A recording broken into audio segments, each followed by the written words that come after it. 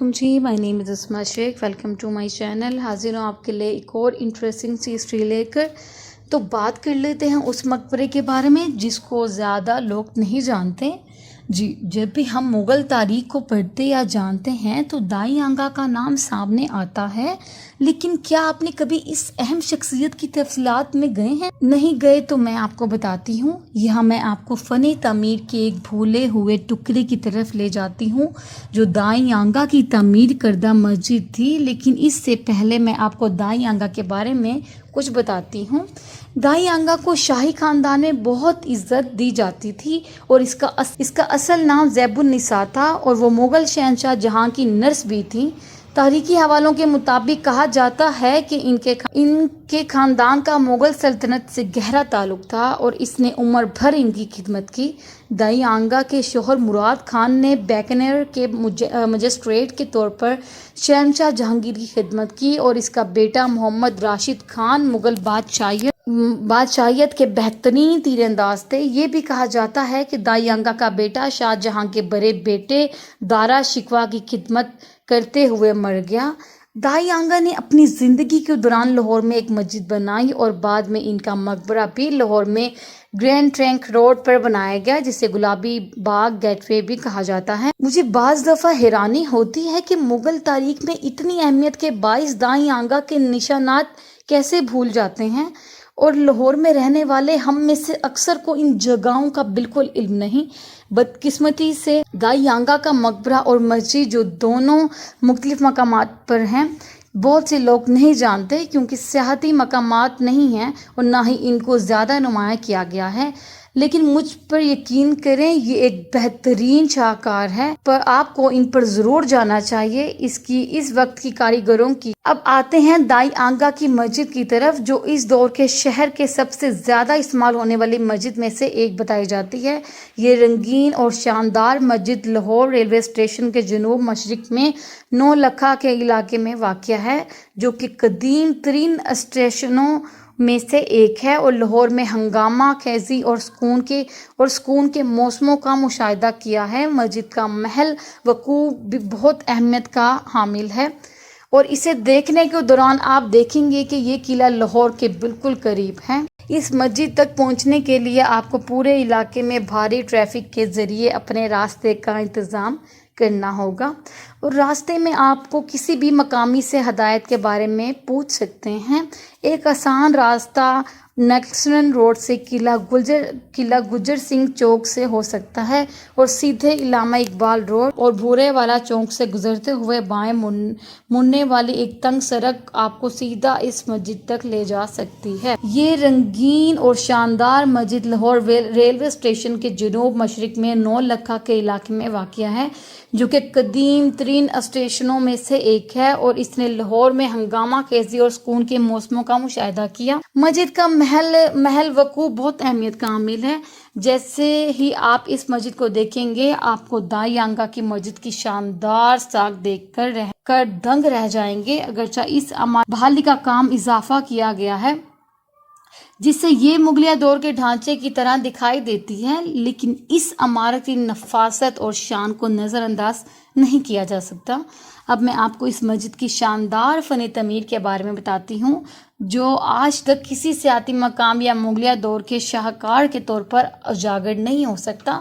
معمروں کے مطابق مسجد کا ڈیزائن آئیزل 3 پلان فارم پر مبنی ہے اور معمار اسے مغلوں کی تعمیر کردہ اسراف مساجد کی سادہ شکل سمجھتے ہیں۔ میرے خیال میں یہ دوسری مسجد سے کم زیبائش نہیں جو میں لاہور میں مغلیہ دور کی مسجد دیکھتی ہوں۔ مسجد کی اندرونی حصے میں آپ کے لیے مزید حیرتیں، خاص طور پر حیران کن نماز گاہ۔ اس نماز گاہ کو 3 حصوں میں تقسیم کیا گیا ہے اور مرکزی حصے میں غیر معمولی سجاوٹ ہے، اور یہ ایک ایسا نمونہ ہے جو ہمیں مغل دور کی بہت سی مساجد میں ملتا ہے۔ اس حصے کو اونچے گنبد کا تاج پہنایا گیا ہے اور اطراف کی خلیجوں پر دوراہے گنبد ہیں۔ ایسے ہی چیز वज़ीर खान मस्जिद में भी देखी जा सकती है और मुझे रंगीन और खताती की वजह से ऐसा ही लगता है। आप मज़ीद देखेंगे कि प्रोजेक्शन की बैरूनी सतह के साथ साथ झुकने वाले कंपार्टमेंट्स के मुख्तलिफ अशकाल हैं। साइज़ और डिज़ाइन के मुतअद्दिद आराइशी पैनल्स में तकसीम किया गया है और म्यूज़िक कशी कारी के ज़रिए बनाए गए पैटर्न फ्लोर एडियट पैटर्न से भरा है। टाइल के काम में इस्तेमाल होने वाला गालिब रंग यहाँ के साथ साथ अंदरूनी पैनल्स में नीले, नारंगी और पीले रंग हैं, जो कि मुगल दौर की बहुत सी मसाजिद, खासतौर पर शाहजहां के दौर की मस्जिद में नजर आते हैं। मजीद ये कि आप देख सकते हैं कि अगोरे की पैनल्स में तकसीम शानदार मल्टी कलर टाइल म्यूज़िक से मज़ीन हैं। शाहजहां के ज़माने में एक बहुत पसंद किया जाने वाला आराइशी ज़रिया इस दौर का सबसे ज़्यादा गैर मामूली अगवारा तैयार करता है। आपको वज़ीर खान मस्जिद में भी ऐसा ही सलूक नज़र आएगा जो शहर के दहली दरवाजे की दीवार में है। गुंबद प्लस्तर शुदा हैं, लेकिन इनमें वाजिया कैविटीज़ हैं जो लाहौर किले की मोती मस्जिद में इस तरह के सलूक की याद दिलाता है। सामने की दो इंतहाइयों पर मुरब्बा बुनियादें उठने वाले लंबे मीनारों को क्यूसिक नुमा ढांचे के साथ ख़त्म किया जाता है, जिसमें कोपला होते हैं। मस्जिद को चबूतरा, जो कभी मस्जिद के सहन का हिस्सा था, खूबसूरती से बछाए गए हैं। ईंटों के फर्श के साथ हमवार जैसे एक सादा मुरब्बा पैटर्न में तकसीम किया गया है, जिसमें सहन इमारत खड़ी है।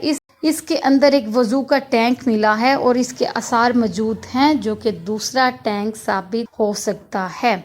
तारीख के नोटों से हमें मालूम होता है कि ये मस्जिद 1635 ईस्वी में बनाई गई थी। इससे पहले के दाई आंगा हज करने गए थे और लिखा हुआ है कि ये 1649 ईस्वी में तामीर की गई थी। ये एक फ़आल मस्जिद है और वहाँ 5 नमाजें अता की जाती हैं। मुगलिया दौर की दीगर यादगारों की तरह इस मस्जिद ने भी मुगल सल्तनत की ज़वाल के बाद कई उतार चढ़ाव देखे। इसे महाराजा रणजीत सिंह ने फौजी डूपों में तब्दील कर दिया था। जब अंग्रेज़ों ने हेनरी कोप पर कब्जा किया तो अखबार लाहौर के क्रॉनिकल के एडिटर ने इसे रिहाइश गाह के तौर पर इस्तेमाल किया। ताहम बाद में जब ये इलाका, जो कभी मोहल्ला दाई आंगा के नाम से जाना जाता था और मुगल शराफत से आबाद था, पंजाब ने हासिल कर लिया और दिल्ली रेलवे हेनरी कोप ने इसे 12,000 रुपये में फ़रोख्त कर दिया और इन्होंने इसे ट्रैक मैनेजर पंजाब के दफ्तर में तब्दील कर दिया। Northern state railway Lord Curzon की तरफ से मस्जिद और दीगर बहुत सी मुगल मसाजिद के साथ हैं। अज़दी का इजहार करने के बाद कहा जाता है 1903 में दाई आंगा की मस्जिद मुसलमानों को वापस कर दी गई। लाहौर में लावारिस परी कई दीगर यादगारों की तरह मुगलिया दौर का ये टुकड़ा भी सदियों से किसी का ध्यान नहीं जाता। इस जगह पर कोई सियाहती मकाम हो सकता था जिसमें तरबियत याफ्ता टूरिस्ट गाइड मौजूद थे, जो सयाहों और आने वालों को माजी की कहानियाँ सुना सकते थे। मुझे उम्मीद है कि एक दिन इस जगह को भी वो कीमत और प्रोजेक्शन मिलेगी जिसका ये मुस्तहिक है।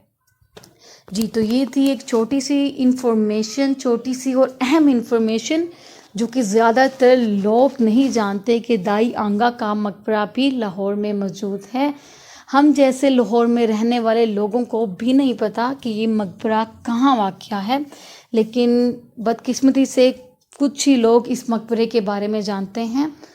तो उम्मीद करती हूँ आपको ये वीडियो अच्छी लगी होगी। अगर वीडियो अच्छी लगी हो तो मेरे वीडियोस को लाइक और चैनल को सब्सक्राइब कर दीजिएगा। तब तक के लिए अल्लाह हाफिज़।